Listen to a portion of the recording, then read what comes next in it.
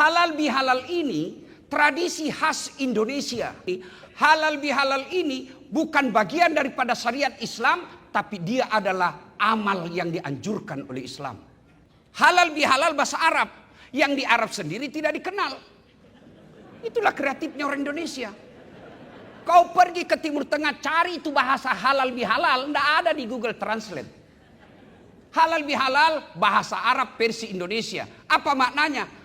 Menghalalkan yang tadinya tidak halal. Bahasa Parisnya si halalake. Paris itu Pare-Pare dan sekitarnya. Si halalake ki. Saling menghalalkan. Makna terpentingnya adalah perintah ukhuwah, persaudaraan. Ajak mesti salah-salah. Padaku anak Unhas. Nah sekarang apa penyebab putusnya kekuasaan? Mari kita lihat. Satu, putusnya persaudaraan. Satu, kekuasaan. Nggak usah dulu pilpres. Pemilihan rektor mau dulu. Masukku saya tuh, kalau mau kau jadi rektor silakan. Tapi jantung mah kau jelek-jelekkan orang. Semua mau jadi silakan kalau mau memenuhi syarat. Tapi jangan kau menyerang orang. Tunjukkan maka kau hebat. Kenapa? Apa yang kau tulis di grup itu menunjukkan itulah karakter dan pribadimu. Prinsip saya bergaul. Kalau dia jahat tapi baik sama saya, tidak ada urusan dengan kejahatannya. Biar Allah yang tahu. Dia tukang bohong, urusannya dengan Allah. Tapi saya mau baik sama dia. Itulah yang disebut mukhlisinin. Coba lihat Pak Rektor Tawa. Bapak boleh terima atau tidak, tapi itu faktanya. Siapa dia lawan bertarung? Pil rektor. Siapa dia lawan bertarung? Setelah terpilih, ambil itu teman yang bertarung. Ayo kita sama-sama. Yang ketawa saya serius ini. Biar kau profesor, biar kau doktor, biar hebat gelarmu bertumpuk-tumpuk. Tapi kalau kotor hatimu kau hina di hadapan Allah.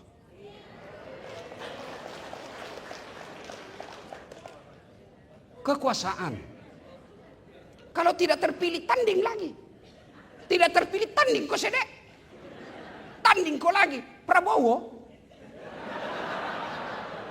Ake Pak Napanala. Tumpulam yapi.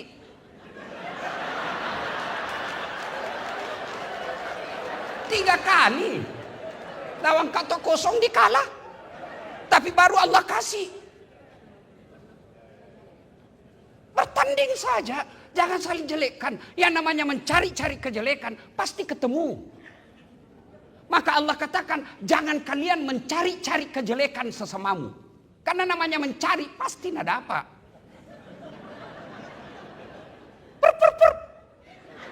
Kau melanggar. Kau tidak lihat ini rambu-rambu. Saya lihat Pak. Kenapa kau langgar? Saya tidak lihat Bapak. Kenapa kau tidak lihat Kak? Bapak sembunyi di tikungan. Mana SIMmu? STNK? Lengkap. Saya tilang kau. Kenapa kau tilang Kak Pak? Kau pembohong. Maksudnya apa? Itu jaketmu Honda, motormu Yamaha. Ini namanya mencari-cari kesalahan. Anak mahasiswa UNAS tidak boton dikalah. Bapak mengaku polisi baru polpenna pilot. Ini namanya mencari-cari kesalahan. Kekuasaan bisa memusuh persaudaraan. Namanya kekuasaan, ambil kekuasaan itu, tapi jangan kau berpecah belah. Lihat pilpres contohnya, 2019, siapa yang bertanding? Bapak Prabowo. Lawan siapa? Joko Widodo. Siapa yang menang? Pak Jokowi. Siapa menterinya? Prabowo. 2024, siapa yang bertanding? Prabowo lawan Anies. Siapa lawannya? Prabowo. Siapa sekarang menterinya? Prabowo. Muhaimin Iskandar. Ngapain kita berpecah belah? Berapa rektor di Unhas? Tapi begitu kau memilih atau mencalonkan diri dan kau lawan orang dengan memfitnah dan menjelek-jelekkan, jabatan belum tentu kau dapat. Oke lah kau dapat, tapi sejarah membuktikan kamu orang jahat.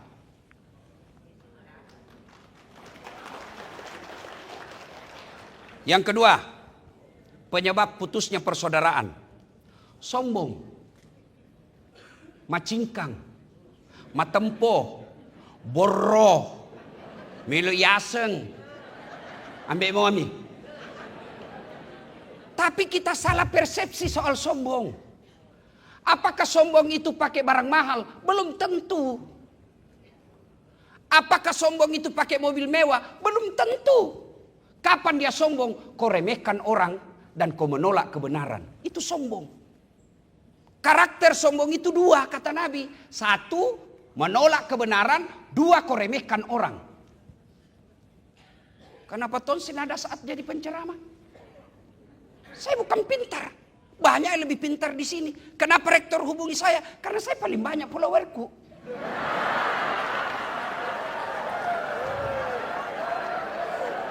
Kau mau terima atau tidak? Begitu faktanya. Iya toh. Sombong. Menganggap remeh orang lain. Menolak kebenaran. Luar biasa Pak Apit tadi. Berapa saya tanya Pak Rektor tadi. Berapa profesor di Unhas? Hampir 400 orang. Nah biar 400 kalau orang tidak mau terima kebenaran. Dia tidak akan panggil orang. Ada orang merasa jago sendiri. Tidak mungkin bisa diselesaikan ini persoalan kalau sendiri orang Pak. Tidak mungkin. Maka orang yang menolak kebenaran itu. Itulah orang sombong. Sombong kata Nabi 4 penyebabnya. Satu, bertambahnya kekuasaan. Tadinya dosen biasa Ji. Tiba-tiba jadi rektor.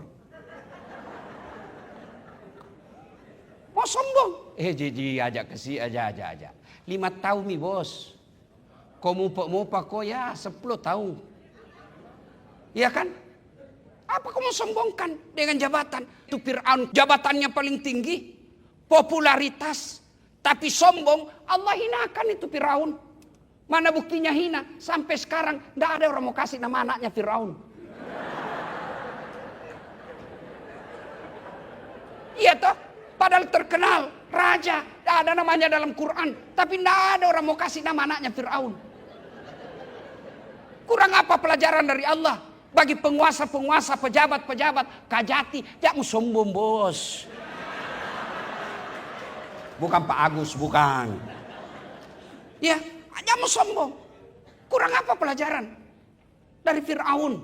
Yang kedua kata Nabi penyebab datangnya sombong. Apa? Bertambahnya kekayaan. Yang kau sombong. Kurang apa Allah kasih pelajaran itu? Qarun. Kaya raya. Sampai kunci gudang emasnya dibawa sama onta. Bukan 1 onta, puluhan onta. Maka sampai sekarang kalau ada orang dapat harta di dalam tanah disebut harta karun. Tapi dia sombong, Allah tenggelamkan si Qarun dengan harta-hartanya. Yang ketiga, bertambahnya ilmu. Yang tadinya biasa-biasa tiba-tiba jadi profesor, associate. Hampir. Sedikit lagi kesiangan. Jangan kau sombong. Allah marah. Wa ma utitu minal ilmi illa qalila. Dek oleh kupat disega kecuali cek dek ni. Ada sombong. Kalau Allah marah dia cabut itu ilmumu. Nak kasih pikun kau. Ada obat nak pikun? Oh banyak orang banyak gelarnya Pak. Tiba-tiba dia sombong Allah kasih pikun. Diprotes sama istrinya. Biasanya kalau mau kau pingin mengajar Pak kau cium-cium Kak. Ini hampir 2 minggu tidak pernah kau cium. Langsung dia bilang suaminya astagfirullah. Berarti siapa saya cium selama ini? Ternyata pembantu nana cium. Jangan juga modus pula-pula lagi pikun Pak. Jangan mau sombong. Apa yang kau sombongkan? Profesor kok ada batasnya. Ustadz kok ada batasnya. Saya merasa hebat tidak karena ada penontonku. Biar saya jago ceramah kalau tidak ada yang nonton. 2 jam saya di sini berapi-api. Tidak ada yang nonton. Lewat Pak Rektor. Lama gila itu Ustaz. Apa yang kita mau sombongkan dengan ilmu ini? Jangan sombong. Ada Ustadz yang sombong. Ada. Seolah-olah dialah pemilik sorga dan neraka. Ceramah sangin sorga neraka. Kayaknya ini susah sekali beragama. Ada begitu. Ada. Contoh lagi tren sekarang. Halal bihalal diganti dengan sawalan. Dia alergi mengatakan halal bihalal. Kenapa? Karena bilang tidak ada sama Nabi. Ada sama Nabi itu sawalan. Itu kan hanya merek. Sama, tidak mau pakai kata maulid. Kenapa? Tidak ada pada zaman Nabi. Dia ganti sirah nabawiyah. Sama gitu bos. Masukku saya kalau kau tidak sependapat, sudah, tapi jangan kau cela orang. Saya kan selalu dibilangi Ustadz tidak sunnah. Kenapa Anda bilang, kau bicara sunnah baru kau tidak pelihara sunnah? Mana buktinya? Dia bilang itu, kau tidak pakai jenggot. Ya mau diapa kalau tidak mau tumbuh? Biasa gitu yang begini. Yang sombong. Iya. Yang keempat, nih, itu tadi Fir'aun, kekuasaan, kekayaan, Korun. Ilmu, Kan'an. Cuma sayang kita ini tidak jadikan pelajaran ini sejarah. Jangan sombong. Allah membenci orang-orang yang sombong. Kenapa? Karena hanya Allah yang patut sombong. Maka disebut Al-Mutakabbir, yang maha sombong. Yang berikutnya, penyebab putusnya persaudaraan. Saya ulang lagi. Pertama kekuasaan, yang kedua kesombongan, yang ketiga dengki. Seriati. Pak, luar biasa. Kurang apa itu prestasi yang disampaikan Pak Rektor tadi. Tapi kalau kau dengki, tidak kau lihat itu. Kau seriati topoki kau, biar emas. Kau kena kasih ke orang, kau kira tai. Maka jangan dengki, karena dengki itu bisa merusak dirimu. Coba lihat kalau orang dengki Pak. Dikasih wajah yang cantik orang. Dikasih wajah yang gagah. Mulus mukanya, bagus bibirnya, alisnya tebal. Karena dengki, lubang telinga pingin dia. Banyak tainya. Itu dengki. Jangan dengki. Kalau dengki, jangankan satu fakultas, jangankan satu universitas, saudara kandung saja dia bisa dia celah-cekakan. Kurang apa pelajaran dari Nabi Yusuf? Siapa yang dorong Nabi Yusuf ke masuk sumur? Saudaranya. Apa sebabnya? Dengki. Seriati Pak. Bisa jadi ini ada dengki di sini. Rektornya Unhas, orang Pindrang. Penceramanya orang Pindrang. Ketua ahli amanah orang Pindrang. Andi Pangerang orang Pindrang. Mau kau apa bos? Jangan kau dengki, bersentong kau. Itu namanya kita melihat yang salah seriati. Nah kena kau sarak dasi. Kau sarak dasi topoki ko, namo to makesi tapana majak to muita. Dengki itu bisa merusak persatuan. Yang keempat, serakah. Ini serakah lebih bahaya dari seke. Kalau seke tidak mau diambil barangnya Pak. Kalau serakah tidak mau diambil tapi barangnya orang diambil. Orang yang serakah pada akhirnya disebut dalam Quran golongan at-takazur. Lomba-lomba saja, dia lupa dirinya orang, dia lupa lomba-lomba, lalu nanti dipaksa masuk kubur, dipaksa masuk tanah dalam mulutnya baru dia sadar. Serakah. Bapak saudara-saudara sekalian. Nah, berikutnya. Itu tadi penyebab banyak sebenarnya tapi waktu terbatas. Bagaimana menyambungkan silaturahmi? Satu, memaafkan. Itu memaafkan. Tidak ada perintah minta maaf, tapi yang ada perintah maafkan. Kenapa? Sifat memaafkan itu mulia. Kurang apa itu kurang ajarnya kafir Quraisy kepada Nabi? Tapi apa Nabi dendam? Tidak. Dan Nabi tidak jadi hina karena memaafkan. Kurang apa kurang ajarnya itu? Masyarakat Taif kepada Nabi. Dilempari Nabi. Tapi Nabi datang malaikat Jibril menawarkan. Muhammad tak lewat-lewat mini orang Taif. Saya diperintah Allah untuk hancurkan mereka. Kau berdoa saja saya angkat ini gunung Taif. Hancurkan mereka. Apa kata Nabi? Oh jangan. dia begitu karena dia tidak tahu apa yang saya bawakan. Kalau bukan dia memaafkan, kalau bukan mereka yang beriman kepadaku, paling tidak anak dan cucunya nanti beriman. Dan ternyata doanya Nabi terkabul. Sampai sekarang tidak ada satupun manusia di Taif yang tidak beriman kepada Nabi. Memaafkan. Ini bagaimana kita mau memaafkan? Nah suami tak saja tidak mau maafkan ki. Ini ibu-ibu ini ahli sejarah. Satu kali salah suaminya itu terus ulang-ulang. Nah dengar ceramahku ini mamanya cek. Dia bilang iya. Memang perempuan ahli sejarah. Makanya kau suami jangan kau bikin sejarah. Saya bilang cocotong ini.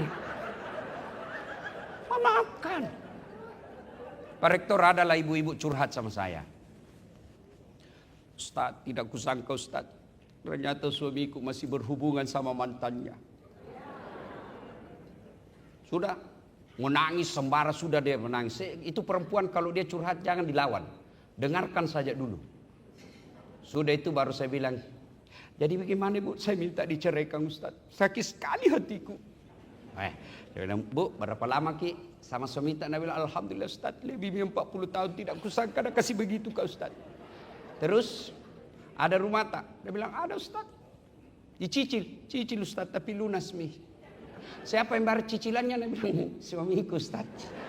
Nah, mulai Mi senyum-senyum. Terus saya bilang, ada mobil tak Ibu? Dia bilang, alhamdulillah ada. Lunas Mi juga Ustaz. Siapa belikan, bayarkan cicilan? Dia bilang, suamiku Ustaz. Ada nak? Dia bilang, alhamdulillah Ustaz. Siapa yang bikin? Dia bilang, kerjasama Ustaz. Mulai Mi ketawa tau. Sudah. Saya bilang, Bu, masa gara-gara WhatsApp Jimantan kita lupa itu 40 tahun. Masa gara-gara WhatsApp mantan kita lupa itu rumah dan mobil. Maafkan Mi Suamita.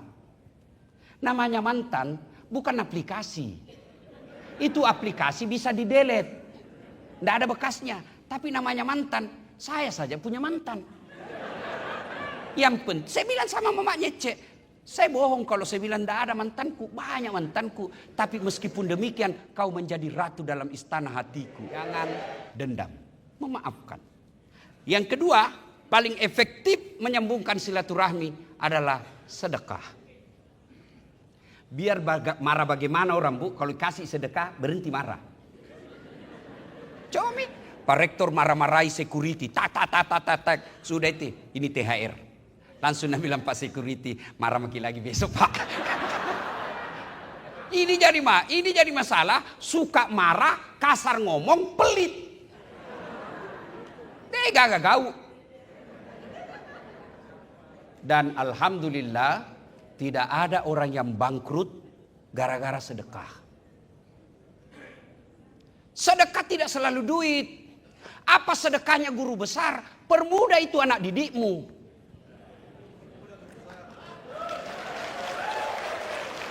Sudah tidak sama persepsi mahasiswa dipersulit. Itu zaman dahulu kala. Sekarang zamannya kita jalin bagaimana anak mahasiswa kita cepat selesai. Sedekahnya kita ini dosen, sedekah duit. Awah, saya agak duit tak kasih. Gaji saya lihat tadi, waktu tanggal 1, Masya Allah belum cukup 5 juta. Baru 4.900.000. Kalau kita mau duit itu, enggak. Tapi saya bukan dari gaji yang banyak. Pak Rektor, ini kan ada yang viralkan ini rumahku. Dibulilah saya. Kenapa Ustadz rumahnya mewah? Saya bilang jadi mau Ustadz itu menderita.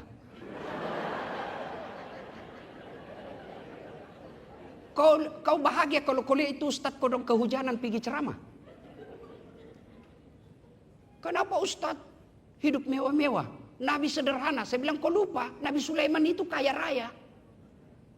Yang Allah larang, kamu pamer-pamer lalu kau pelit.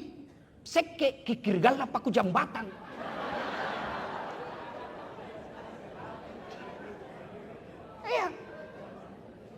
Derma. Tidak ada orang tidak senang orang dermawan. Berdermalah. Dermanya kita para akademisi, ilmu. Itu apa saudara-saudara sekalian? Nah, berikutnya. Yang ketiga, poin ketiga. Apa hebatnya kalau banyak teman? Kenapa Allah perintahkan kita memperbanyak teman? Menyambungkan silaturahmi. Satu, murah rezekinya. Saya ini Bu, tidak banyak uangku. Tapi banyak temanku. Temanku banyak uangnya. Apa? Tangkis sama kau? Mana buktinya? Oh Masya Allah, kalau pika pasar tidak pernah laku uangku. Baru kak turun dari mobil ada yang teriak, Assalamualaikum Ustaz. Dalam hatiku aman dan terkendali.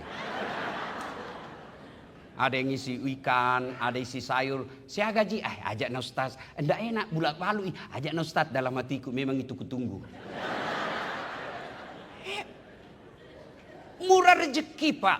Bapak berdoa, ya Allah bukakan pintu rezekiku. Ya Allah perbaiki kehidupan duniaku. Tidak mungkin itu uang jatuh dari langit-langit masjid. Tidak mungkin itu dolar keluar dari tegel. Tapi dari mana? Dari tangan-tangan manusia. Makin banyak teman, makin banyak rezeki. Tidak percaya? Tanya ini petugas bank. Semakin banyak orang datang, makin banyak rezekinya itu pegawai bank. Maka sedekah, maka sambungkan silaturahmi, murah rezeki. Yang kedua, panjang umurnya. Bukan panjang ajalnya. Ajal tidak bisa ditentukan. Maka kalau kita berdoa, kita cuma bilang, ya Allah panjangkan umurku. Tidak dibilang, ya Allah panjangkan ajalku. Apa maksudnya? Biar dia sudah meninggal, orang masih kenang. Itu disebut panjang umurnya. Lewat di rumahnya Pak Rektor. Baiki dulu ini. Doakan Ki. Padahal sudah meninggal, masih orang doakan. Prof. Ahmad Amiruddin, bukan yang sekarang. Ya kan? Sudah meninggal, orang masih ingat. Kenapa? Baik. Itu disebut panjang umur. Tapi kalau kita jelek sama orang, jangankan wafat, masih hidup saja nak doakan ke orang sial. Coba maki jadi dekan yang pelit, kasar ngomong, nak doakan ke orang ada lalu ditangkap nak cepat sih diganti. Yang ketiga, tolak bala. Di kompleks ada yang menyerang rumah. Tapi karena baik kita di warga komplek, tiba-tiba datang semua satu komplek. Jangan kau ganggu itu. Kalau kau ganggu itu, kami warga komplek kau lawan. Tapi coba bapak jahat sama orang. Begitu ada yang ambak nih. Macam memang itu ambak, capu lalu, capu. Yang keempat, orang yang banyak temannya, mudah urusannya. Saya pergi kantor polisi, baru kak turun. Assalamualaikum Ustaz. Waalaikumsalam komandan. Apa ada urusan? Perpanjangan SIM. Langsung Pak Kapolres Tabes. Saat lantas, bantu Pak Ustaz. Jangan ku minta uangnya, dosa ku uang Ustaz ku makan. Selesai. Sudah itu malah dikasih lagi uang. Maka makna dari halal bihalal adalah uhuwah, persaudaraan. Itulah makna dari wa'tasimu bihablillahi jami'a wa la tafarraku. Berpegang teguhlah engkau kepada tali persaudaraan agama Allah dan janganlah engkau bercerai-berai. Pak Rektor yang saya muliakan, ada yang Bapak lupa prestasi Unhas, yaitu perkelahian antar fakultas tidak ada nih. Saya zaman kuliah dulu, sospol baku cambuk sama teknik. Sekarang alhamdulillah tidak ada itu. Prestasi juga itu. Dulu sedikit-sedikit demo, ribut. Alhamdulillah tidak ada nih. Dulu selalu ada media di televisi, sangin demo saja dikerja. Itu juga prestasi yang harus kita apresiasi. Yang ketiga, Pak Rektor, ada yang Bapak lupa lagi. Prestasi sebagai mubalik.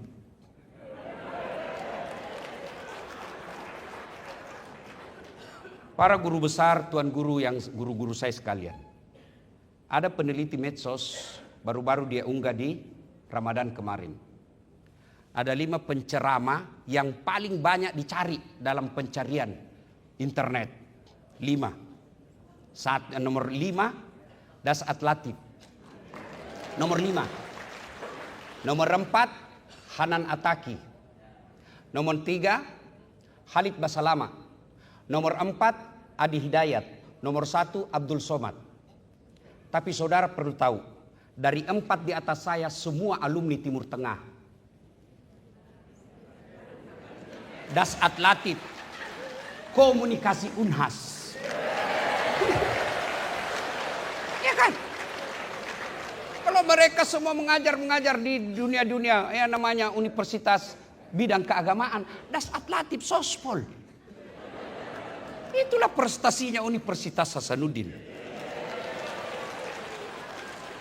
Dan Bapak boleh buka ceramah di channelnya Pak UAS, Ustadz Abdul Somad. Itu kan ada dia bilang. Saya juga heran lihat ini Ustadz Dasat. Viewer saya Pak Prof sudah lebih 700 juta. Dari 5 yang saya sebut tadi ini, Dasat Latif paling banyak viewernya. Apa rahasianya? Komunikasi Unhas. Ini prestasi, bukan sombong, hanya menyampaikan fakta dan data.